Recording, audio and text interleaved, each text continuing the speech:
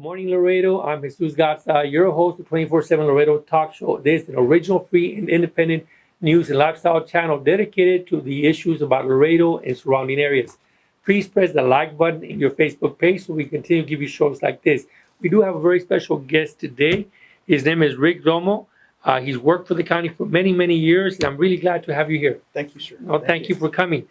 You are one of the longest serving peace officers in Webb County. Yes, I sure am. How many years have you been at it? I've been approximately 29 years. 29 years. That's 29 definitely a career. Now, for those people who don't know you, Rick, and I know you because obviously I worked in the county with you, but for those people who don't know who you are, could you let them know who you are?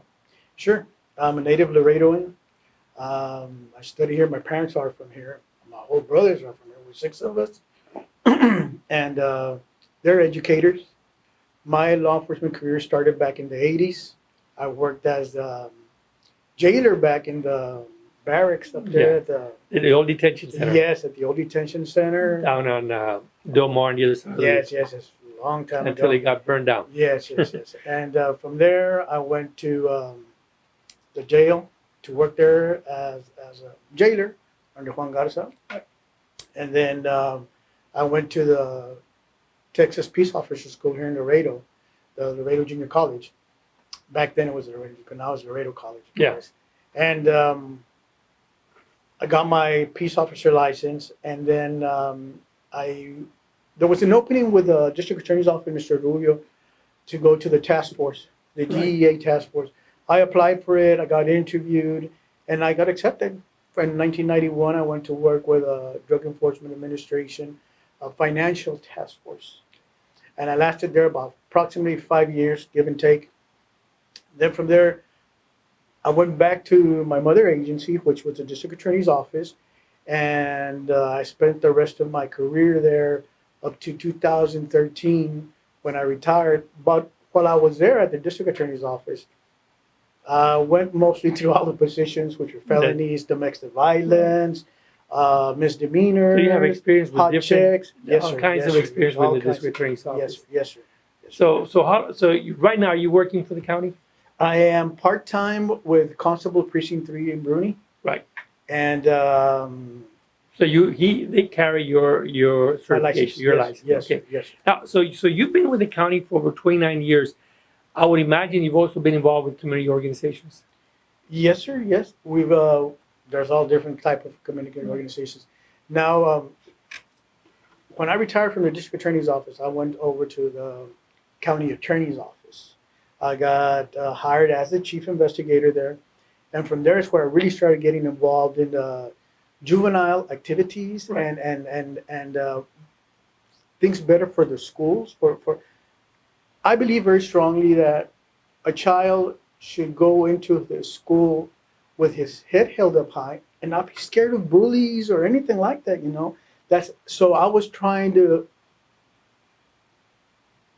initiate, make it safe for all the kids to have fun, to go, to be proud, to sit down next to a person and not be scared that he might be dealing drugs or this and that, to just be happy and learn.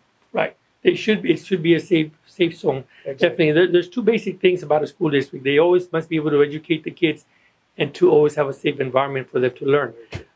So you've been involved with school districts and different organizations in your prior time. Do you see a relationship with law enforcement and the community right now? Do you see a good relation between the parties or between the groups? It's a good relation, but it can always get better. Okay. It can always be improved. It just depends on the person that wants to make a change, and to me, I'm always thinking of how you can bring the community into your office, into the department, into the law enforcement entity. If you can get a whole community involved, I believe that the people will start thinking twice of doing criminal activities around your house or your neighbors or anything like that, Right. And it's out there. We just need to push it a little bit more and get the people to believe in the officers. Have trust in law enforcement. Yes, have trust in them. We get a bad apple here every once in a while. It's normal. Right. Because we're only humans. But there's more better. Much than- better. Oh, way much. much better. Yes. Now, when you were working for the county attorney's office, you were in fact involved with different types of juvenile enforcement of the law, I would imagine. Yes, sir. Like you said, you were ahead of the juvenile section of investigators. Yes, sir. So you must have investigated quite a few juvenile cases. Well, what we usually do there is we assist, the investigators assist in the serving of the juveniles when they have to go to court. And if there's a follow-up on the case that needs to be done, which sometimes there's cases that needs further Right. further Investigation. investigating. In fact, That's when we take over and we go and we do the further investigation so that the case can come out. right. So in other words, all the cases that go before the county courts of law, juvenile cases, you were basically in charge of making sure that those were investigated before they were actually filed with the If courts. needed investigation, yes, sir. And that all the proper investigations were done. In fact, you were pretty much the backbone of the county attorney's office when he dealt with investigations Yes, of sir. juvenile matters for Yes, many sir. years. Yes, sir. Right? Yes, sir. Yes, sir. Yes, sir. And nowadays, of course, you're not doing that. You're at the in Bruni, you said. Yes, I have to drive all the way to Bruni. What do you do there in Bruni? Or We what's patrol. Your patrol? So We you're- patrol, and it's a constable's office, which we serve papers Right. and take care of the community. Right. Anything is, now, I would imagine with you being there, many other people being there, that's a much safer area in Yes, Bruni, sir. Texas. Yes, sir. It's. I just started there, but what I've heard is that back then it used to be not really bad, but they did have their share of problems, and Mr. Cortez, which is a constable out there, has really brought it down a lot. Good, good. Really. What we're going to do is we're going to take a short break, and we'll be right back with Rick Romo. He'll be telling us a little bit about more of Webb County's law enforcement community.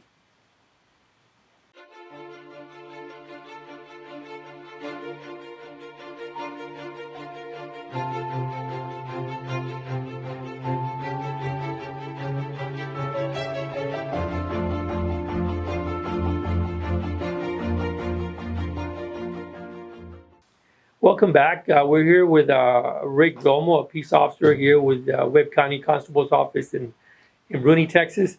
And in fact, he's been in office for over 29 years as a peace officer. Now, you used to work for the Webb County Attorney's Office, and you were in fact in charge of the juvenile section of it. Yes, sir. Well, not just the juvenile; they had other sections there too. Right, But that was one of the main things that the county attorney does. right. And how did it evolve while you were working there?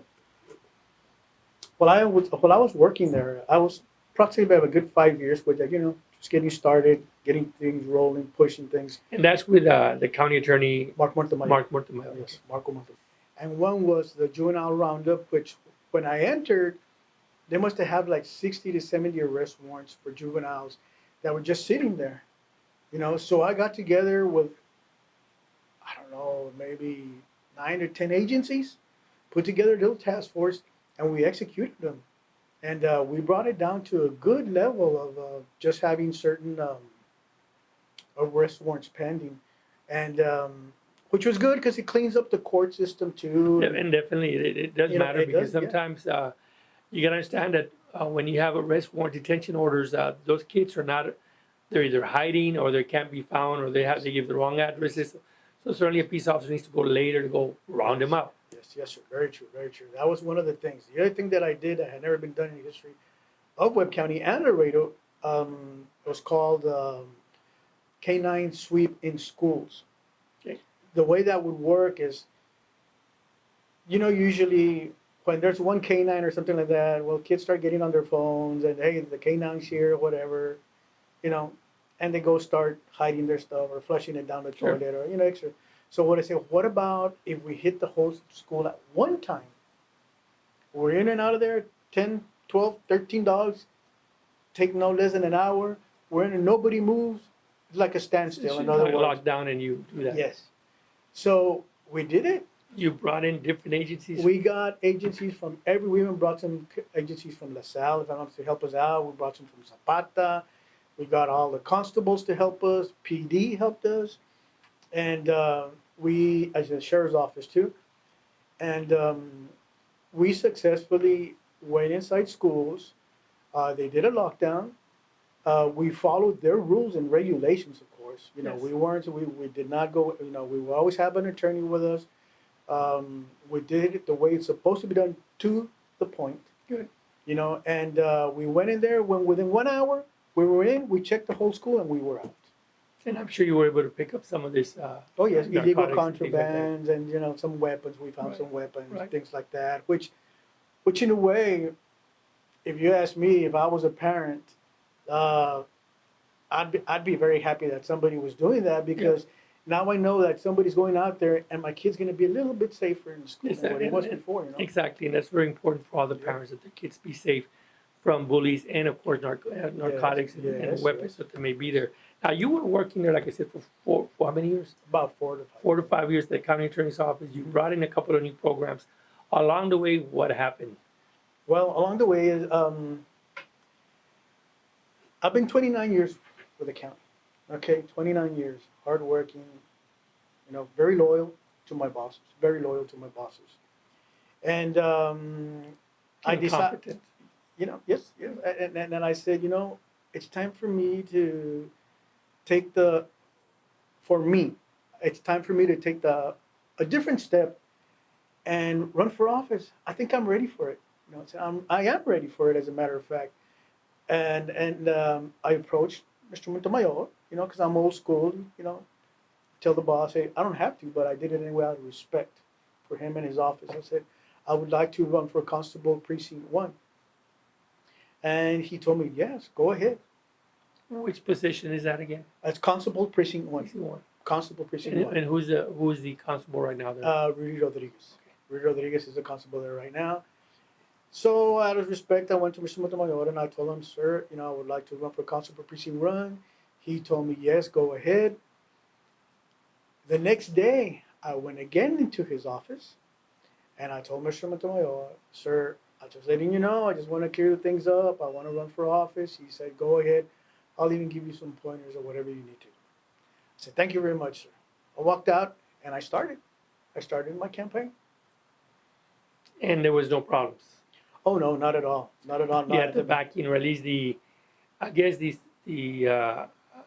okay for you to do what you want to do after hours. Yes, sir. No, of course. Everything is after, always after hours. Then what happened? Well, one day, just like any campaign takes off, I mean, I've been through a lot of campaigns, hard campaigns. You know, I worked with the best, some of the best in Laredo, which was Mr. Rubio. You had your campaigns, and Mr. Juan Garza had his campaigns, and Mr. Alanis had his campaigns, and I worked with them. I learned, I saw how they would do it and everything. So I started mine. I started mine early because I want the people from Webb County to see that I really want this position, that I can do some really good in that office when I take over it. So I started early, and I printed out some stickers, car stickers. I gave them out. And I still see one of them on somewhere on the north side. yes, there's one on McPherson. I have to clean it up. It's a bit dirty. Yeah. Yeah, I have to go up there with my lawnmower. I'll do it Yeah. this weekend. And I gave out some stickers, and I guess some people did not approve of it yet or something. So Mr. Montemayor calls me and then tells me, hey, wait a minute, you're going really fast. You need to back off a little bit. He says, you already have stickers, you have some posters. I said, yes, sir. I mean, that's the way it's supposed to be done. I mean, I'm taking off. You know, I have to. I know what it takes to run a campaign. And he told me, okay, just slow down or whatever. I said, okay, slow down. I agree, no problem. And then after a while, about 6 months later, I got a treasurer because I started getting monies in for donations. And by law, you have to have a treasurer. Right. You know, Yes. you've done many of those, and I am not going to do anything illegal. Exactly. You know, they give me money, it goes straight to the account. I have already done my quarterlies. They're all there to the point and to the cent. You know, so I started. I said, okay, they gave me donations. This. I went and got my treasurer, which is required by law. So I got a treasurer. And around that time, around April, he calls me. When was the time between the day that you said when he gave you the okay It was around September, October of 2018. 18 when he told me, yes, go ahead. And then this past April. No, 2000, 2008, 2000. Yes, no, it's already, I've already been out in office. I've already been out a year and night. Okay, so you're talking about 2017. Okay. 17, yes. 2017 is when he told me.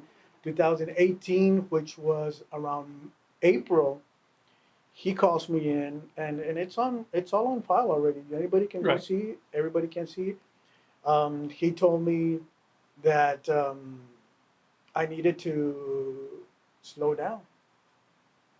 I said, sir, you know, I'm doing everything to the point. I said, I already started getting monies. I need to get a treasurer. You know how it works. And he goes, well, I received some phone calls. He goes, and now it's affecting me. I said, excuse me? He goes, yeah, now it's affecting me. So you need to take down posters. You need to take down stickers. And don't do anything till I tell you to. Or it's going to affect your job. It's going to affect your family. And I said, I'm sorry, sir, but I'm already too involved. I can't, I'm already too involved. I'm So he's already. he's telling you not to run with your campaign after hours, Mhm. not doing working hours. No, Of course. yes, So he's talking about controlling what you do after 5. Exactly.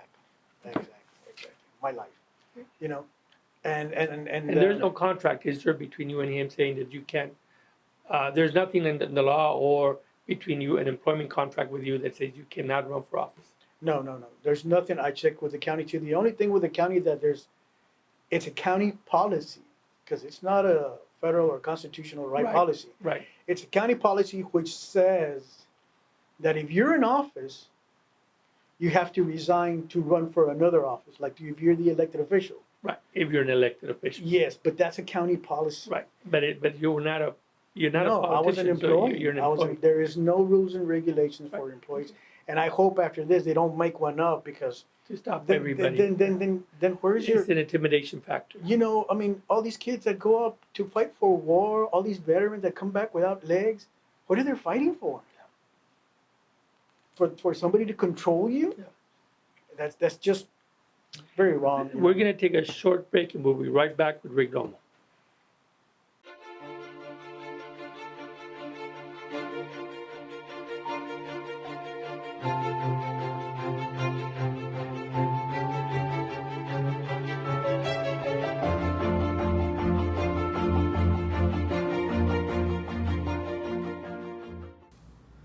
Welcome back. We're here with Rick Romo, and he's was telling us a story about what happened between him and Marco Montemor, the county attorney, which led to a whole bunch of other legal matters.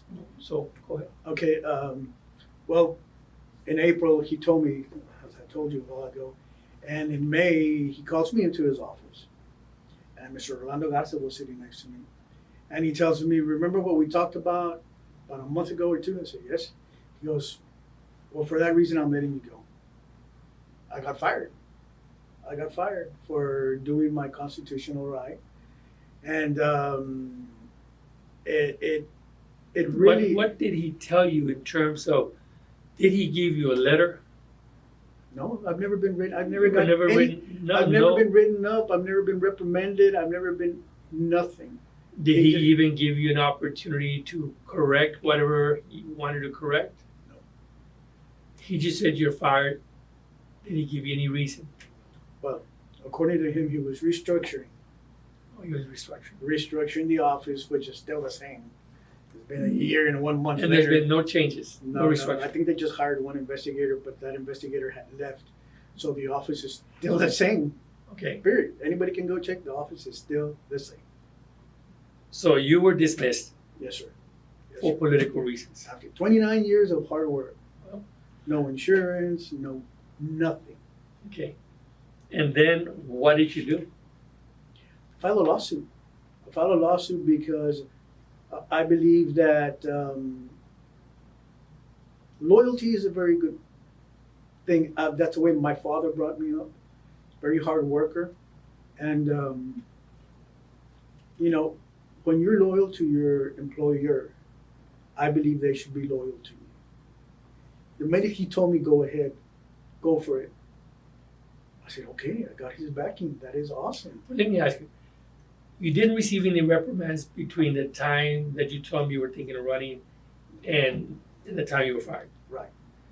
Did you get any letters from Mr. Garza or someone else from within the office saying, you better cut this out, some other type of work? No. Did they ever give you notice that, you know what, you're coming in late to work, you're leaving too early, you're leaving too early? Did they ever tell you that? No, sir, nothing. Did you get called in because a judge complained about the work ethic or any of the work that you were doing, doing your background work? No, sir, no, nobody's ever. Did anyone, were there any other complaints other than this political complaints that you're talking about? No. None? Not one at all. Not one at all. Now, of course, the county normally, this state allows people to get fired really for no reason in the private world. Right. In the private world, but in the county, what is the policy there? Well, there's civil service, but see, the district attorney, the county attorney, and the public defenders are, I think, at-will employees. Okay, Okay. so that will, which means basically they can still fire you Mhm. for no reason. Right. However, can they fire you for things such as for political reasons? They're not supposed to.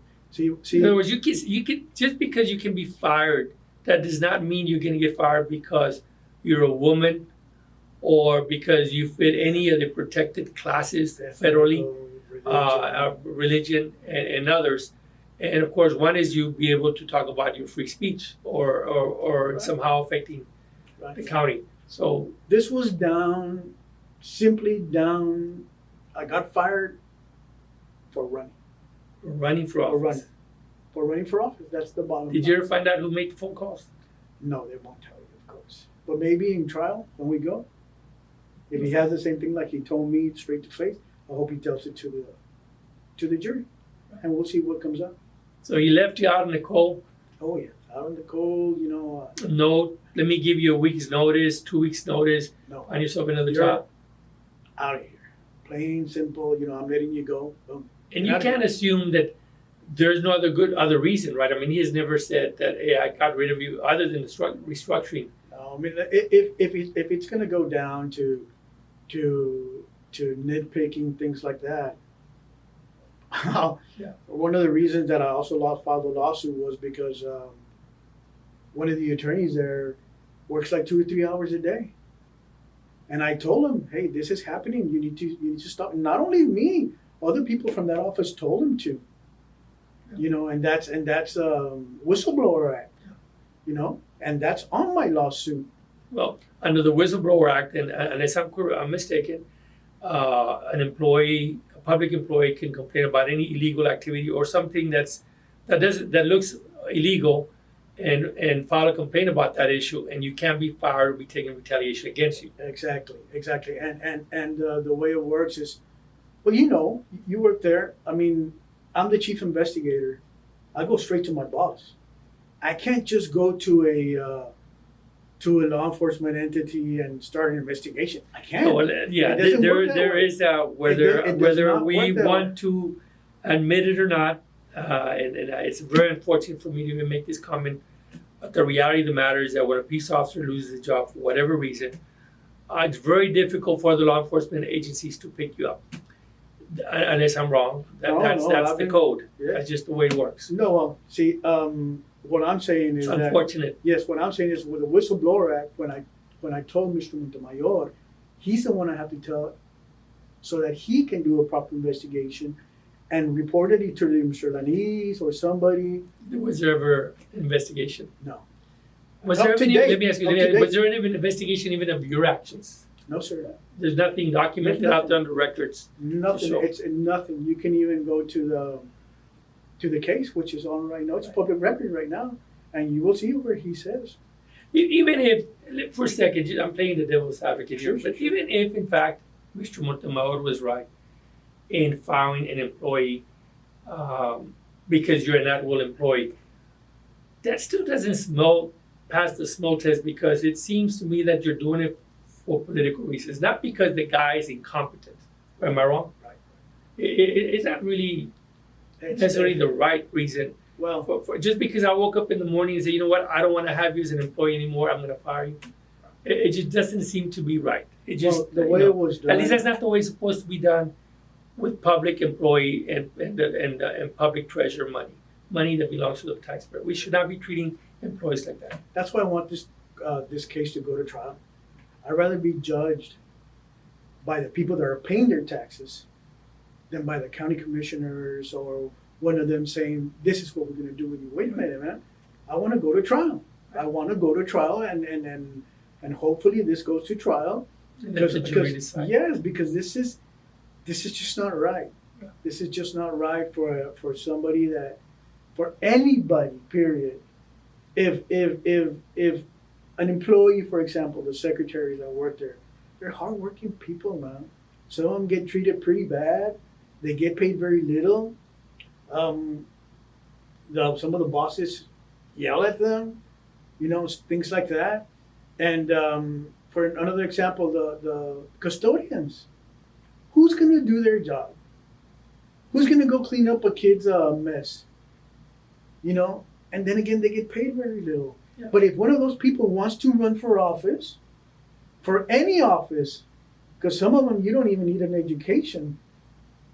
If they want to run for office, they have the right. Why should they be held back, or why should they be controlled by anybody? Why should they be pushed by somebody? See, I'm running on my own. Nobody's pushing me.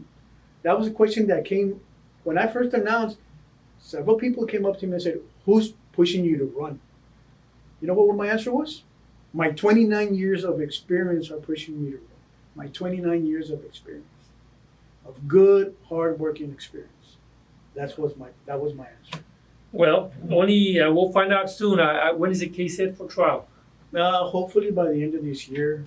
Okay. Well, by that time, we'll know whether or not the facts will bear out for you, and whether or not, in fact, the people have a right to run for office and not have to worry about losing their jobs because they want to announce to run for office. Are you running for office? Oh yes. Okay, tell us a little bit about it.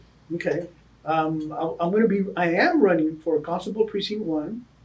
It's against Rick Rodriguez. And I am going to win. And if Mr. Rodriguez ever wants to have a debate, bring it. I'm open for anything. We can compare backgrounds. We can do anything he wants, or anybody can ask me any questions they want. I'm ready for anything. Well, I'm glad you mentioned the issue about debate, because there will be some debates. I don't know about the other stations or TV or radio, but I do know that several local people, such as myself, want to have several debates, and one of them is this one. So there will be a debate. Whether or not they show up will be a different That's story. a different story. Yeah, but I'll be here. Thank you for being here. We will be having more discussions with Rick Romo in the future. I look forward to seeing you as well in the future, and tell us what the platform will be. I encourage anyone who wants to run for office should be allowed to run, unless there's some legal reason they cannot run for office. Other than that, they should be able to run, and there shouldn't be and there should not be any policy in the city or the county that says the regular person who is not a public official cannot run for office unless they lose their jobs. It's so unfair. It puts people in an unfair position. But then, I'm sure that issue will be brought up in the future. Is there anything else you'd like to add, Rick? Yes, that Laredo community has always been a very controlling community. And we're in a different stage and year in which I believe that an employee has a right to stick up for himself. If he can get other people involved in helping him make his dream come true, better themselves, do something, make more money, help their families out, I'm going to fight that tooth and nail. Good. I'm going to fight that tooth and nail because I know what it is to work in the cold outside. I know what it is to work in the heat outside. I know what it is to work with people that are sick, and you can catch whatever they have. Or Well, you've got 29 years of experience dealing with all kinds of people, so Yes, I'm yes. sure. And And people should be given a right, an opportunity. They want to run for office, they should be given a right to run. yes, sir. Whether or not they win is a different story. The key is whether or not you have a right to run for anything, and there are no legal impediments. And two, if you can inspire people to run and inspire people to go out or vote for you, then you should be able to run. There's no reason why you shouldn't. But we're going to do it this time. We're going to go ahead and end this conversation. But I'll tell you this: I look forward to seeing you again. Just like I'm looking forward to seeing our Constable Ruy Rodriguez and anyone else who's running for office. It doesn't cost them any money to be on this show. You just can come forward and pick up the phone and call. This door is wide open for anybody who has a discussion, a legitimate discussion about any issue dealing with the county. Bring it in. Thank you for being here. Thank you for the opportunity Thank very you. much. Appreciate it. Appreciate for making it here. Please press the 24/7 Laredo Facebook page like button so you get shows like this. Have a good day.